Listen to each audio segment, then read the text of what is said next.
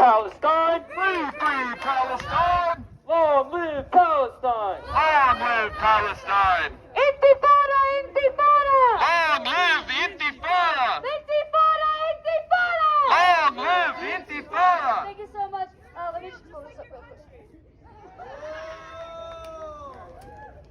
Joe Biden! Blood on your hands! Joe Biden! Blood on your hands! Joe Biden! Blood on your hands! Thank you so much.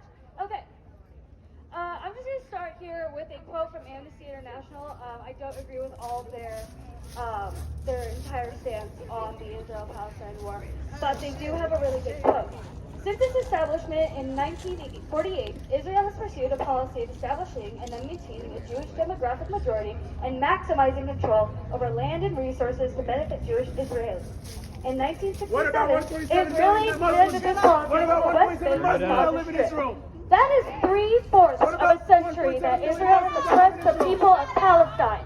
That is 75 years of discrimination, apartheid, and genocide to the people of Palestine. 75 years, and yet the news only seems to have an issue with the violence when it comes from the people of Palestine rising up in revolution. That's Intifada! Intifada! Long live the Intifada! Intifada! Intifada! Long live the Intifada! Intifada means resistance! Intifada means resistance! Thank you. The Israeli occupation forces would have us believe that they are fighting a necessary war to defend themselves from violent anti-Semitic terrorists. This is simply not true. The IOF are colonizers committing genocide against the Palestinians. They falsified claims that the Palestinians were killing babies.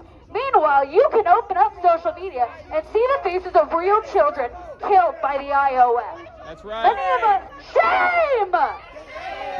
Many of us know that they are using white phosphorus, but what does that mean? According to the World Health Organization, white phosphorus is a substance that ignites upon contact with oxygen. It can penetrate bone and even reignite after initial treatment. This chemical is so deadly that even only 10% of your body exposed to it can be fatal.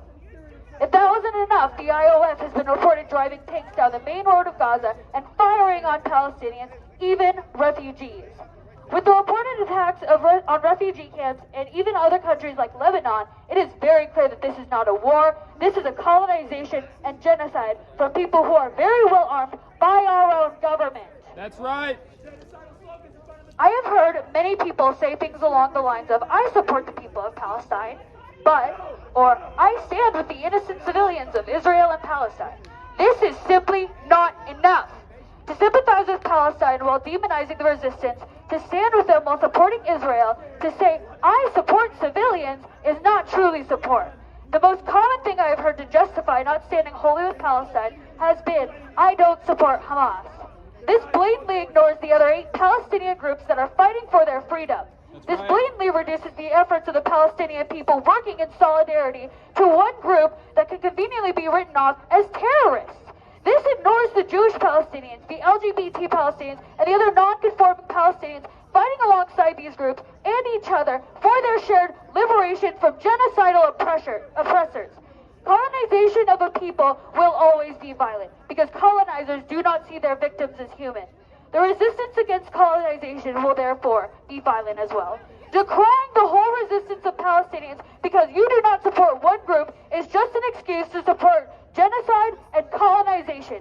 Resistance is not terrorism. Protesting is not terrorism. The